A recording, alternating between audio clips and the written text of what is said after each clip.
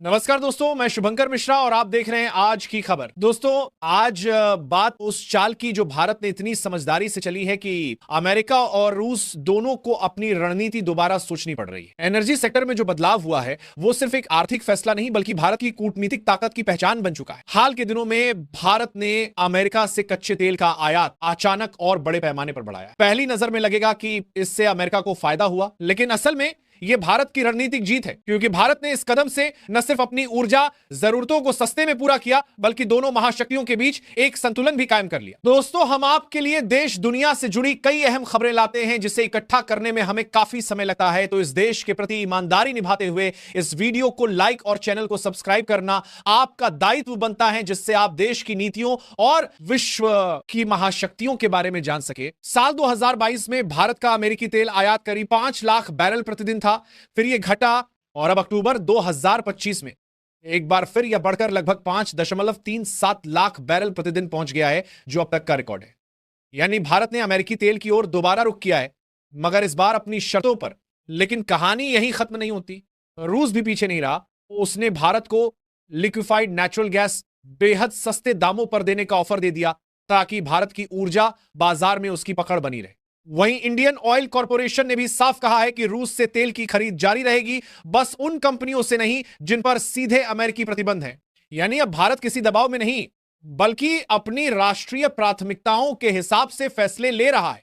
यह वही आत्मनिर्भर सोच है जो आज भारत की विदेश नीति की सबसे बड़ी ताकत बन चुकी है। अब सवाल उठता है, भारत ने अमेरिकी तेल की ओर रुख क्यों किया? इसके पीछे आर्थिक कारण क्या है? दरअसल पिछले कुछ महीनों में अमेरिका के West Texas intermediate WW crude के दामों में बड़ी गिरावट आई। चीन की आर्थिक सुस्ती के कारण उसकी तेल खरीद घटी, जिससे अमेरिका के पास भारी मात्रा में तेल का स्टॉक बच गया। यही मौका भारत ने समझदारी से भांप लिया और सस्ते दामों पर बड़े पैमाने पर तेल खरीदना शुरू कर दिया। इस चाल से भारत को दोहरा फायदा हुआ। एक तरफ सस्ता तेल मिला, विदेशी मुद्रा की बचत हुई, दूसरी तरफ अमेरिका के साथ व्यापारिक संबंध और मजबूत हुए। अब भारत के पास डाइवर्सिफिकेशन का सुरक्षा कवच है। अगर रूस पर भविष्य में सख्त प्रतिबंध लगते हैं तो भारत के पास दूसरा विकल्प पहले से तैयार रहेगा। यानी किसी भी स्थिति में देश की ऊर्जा आपूर्ति नहीं रुकेगी।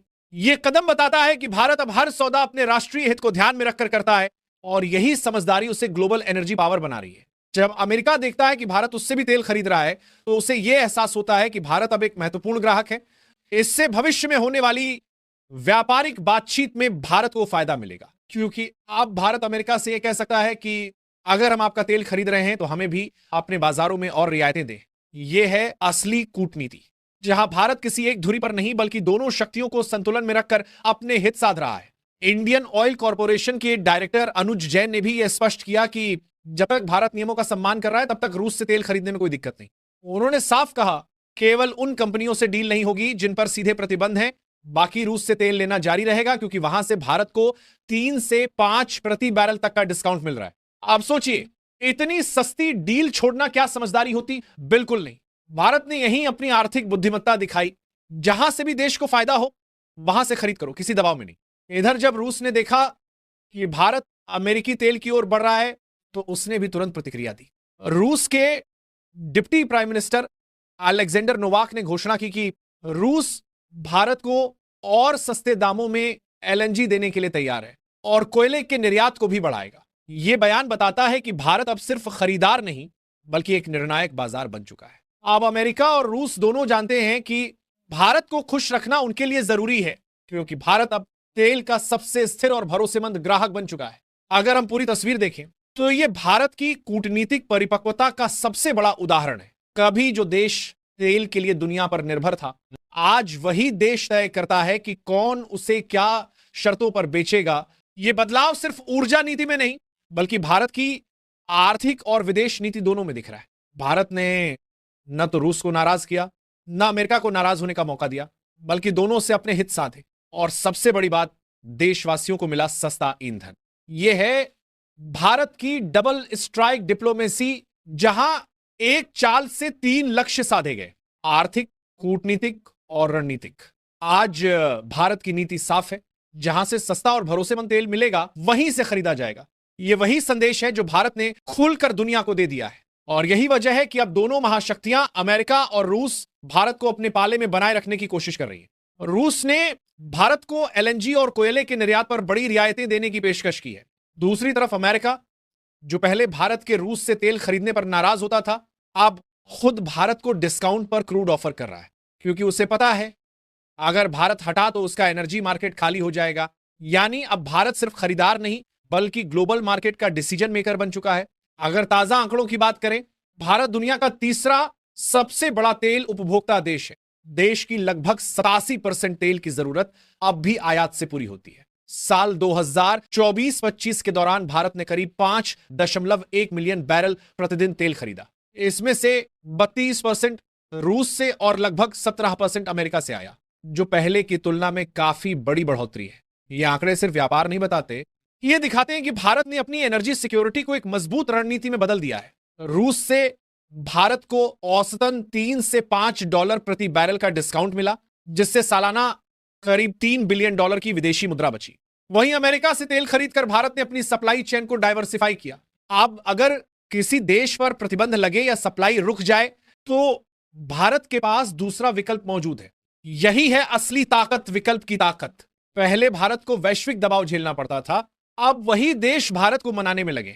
रूस चाहता है कि भारत उसकी ऊर्जा मार्केट में बना रहे और अमेरिका नहीं चाहता कि भारत रूस की तरफ पूरी तरह झुक जाए। इसलिए दोनों अब भारत को खुश रखने की कोशिश में हैं। दोनों देशों की इस प्रतिस्पर्धा का सबसे बड़ा लाभ भारत को मिल रहा है, क्योंकि भारत अब कीमत तय करने की स्थिति में है। और ये वही स्थिति है जो कभी सिर्फ महाशक्तियों के पास हुआ करती थी। ये भारत की संतुलित डिप्लोमेसी की जीत है, जहां हर कदम पर देश का हित पहले रखा गया है, चाहे वो अमेरिका से सौदेबाजी हो या रूस के साथ साझेदारी। आज दुनिया के एनर्जी एक्सपर्ट मान रहे हैं कि भारत ने जिस समझदारी से अपने सप्लाई नेटवर्क को बैलेंस किया है, वो आने वाले दशक में उसे एशिया की एनर्जी हब पावर बना सकता है। प्रधानमंत्री मोदी की विदेश नीति ने इस पूरे परिदृश्य को दिशा दी है। पहले भारत को नियम बताए जाते थे, अब भारत नियम तय करता है। यह वाक्य आज की वास्तविकता बन चुका है। भारत ने यह दिखा दिया है कि आत्मनिर्भरता सिर्फ नारा नहीं बल्कि रणनीति है, जहां हर फैसला देश के हित और जनता की जरूरत के अनुसार लिया जा रहा है। और यह कहानी यही खत्म नहीं होती। आने वाले समय में Bharat green energy, hydrogen fuel और रिन्यूएबल पावर में भी तेजी से निवेश बढ़ा रहा है। मतलब सिर्फ आज नहीं बल्कि कल की ऊर्जा के लिए भी भारत खुद को तैयार कर रहा है। दोस्तों, जब दुनिया के दो सबसे बड़े शक्तिशाली देश भारत को अपनी एनर्जी इकोनॉमी में जगह देने के लिए प्रतिस्पर्धा कर रहे हो, तो यह साफ संकेत है कि भारत अब केंद्र में है, साइडलाइन पर नहीं। आज भारत ने यह साबित कर दिया है कि कूटनीति में ताकत सिर्फ सेना या हथियारों से नहीं आती, बल्कि समझदारी और संतुलन से आती है। और यही भारत की सबसे बड़ी जीत है।